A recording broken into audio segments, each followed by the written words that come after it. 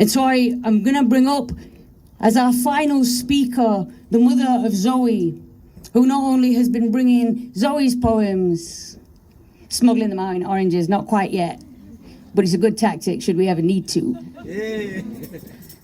Well, I've got to think ahead, innit? Strategy. But he's also writing poems herself as well, and I believe that we're going to end on a song made for us, and that will be the chant that we make sure they hear inside, isn't it? Let me just say a couple of housekeeping things. No, there's only one, which is that there is a coach. If anybody needs to get back to central London, we're going to hear some speakers, we're going to make a load of noise, and I'm going to make sure that we all migrate together, yeah? And if people don't have a ride back to London and they need one, then there is seats on the coach. So just one of the folk in the yellow bib, just say to them, I'd like a seat, you got a seat, yeah? Woo! Yeah, logistics, hey! All right then, since I just made what should have been a really beautiful introduction kind of boring, I'm going to come back to Claire. Thank you so much for all of your power and all of your heart.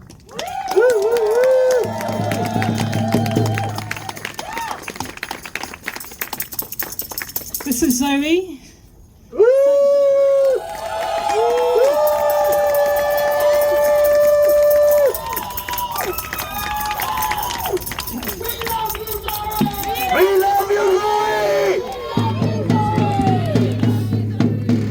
We do love you, Zoe, and I love all of you for being here, this place that I visit week after week.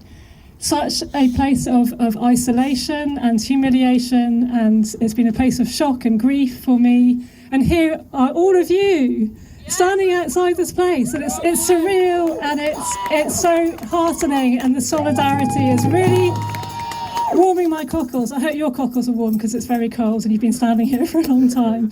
But don't worry, I'm gonna give you something to do in a minute, and that will warm you up. So I'm Claire.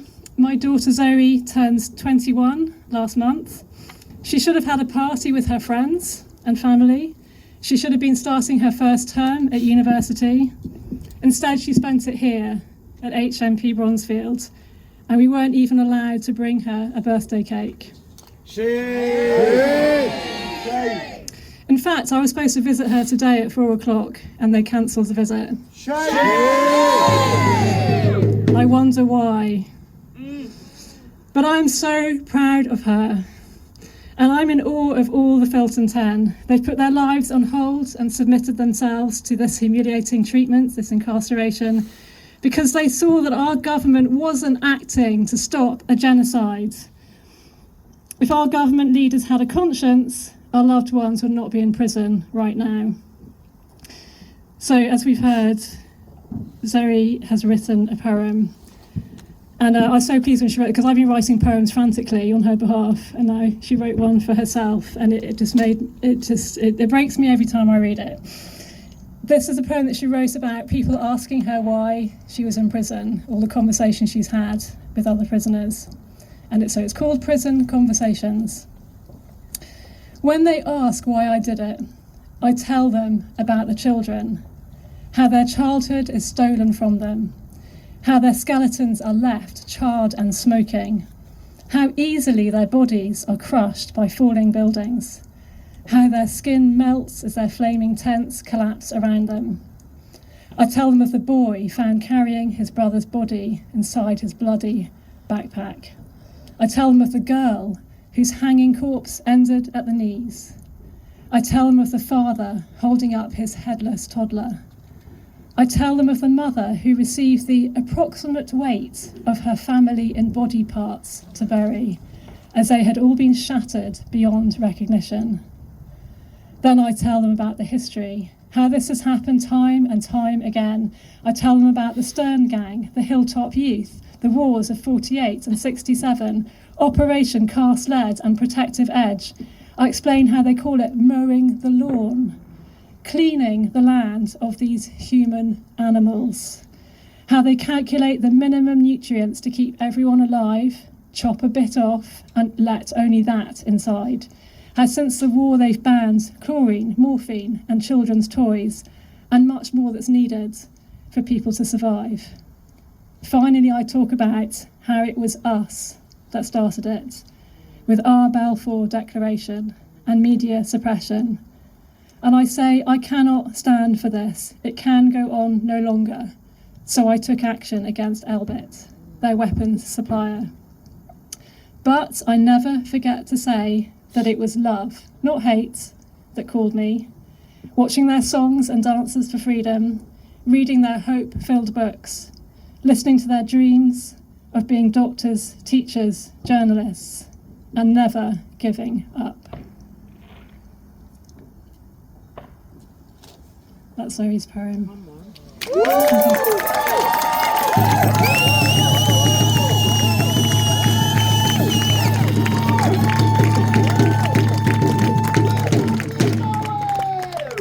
We love you, Zoe! We love you, Zoe! So, I just wanted to say tonight that I'm worried, I'm really deeply concerned about some of our leaders. You know, I feel for them. I feel for the CEO of Elbit Systems UK, Martin Fawcett, for instance. He's not having a good time, is he? Poor man, he's just trying to make an honest living, building deadly drones to kill innocent people. But for some reason, it's increasingly hard for Elbit to make a profit in this country. I wonder why that is. If only the government would give him more help to protect the poor defenceless little weapons factories. Oh, bless. And there he was, hoping to make a killing. See what I did there?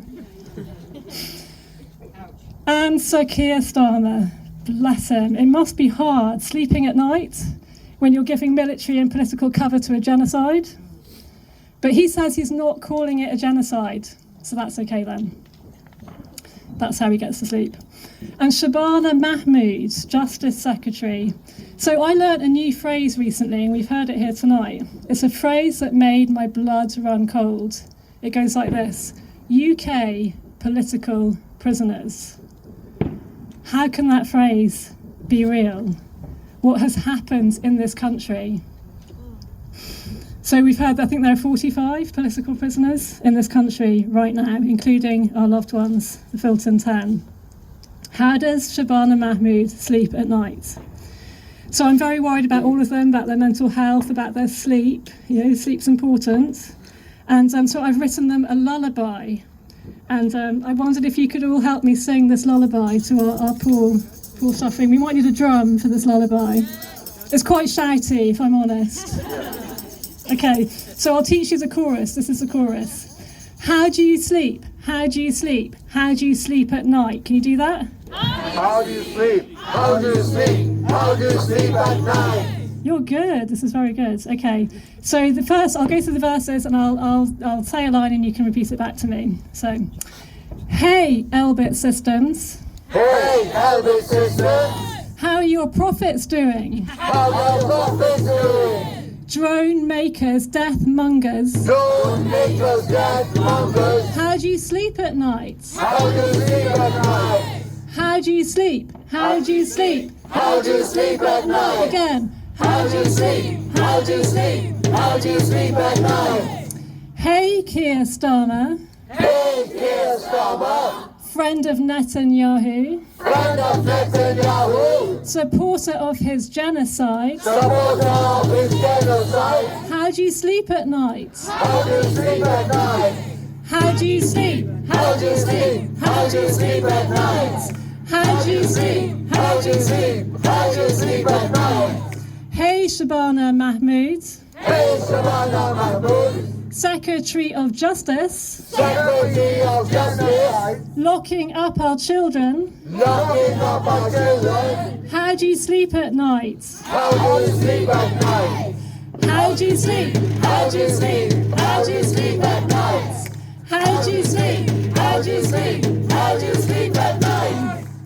Free the Filton 10! Free the Filton 10!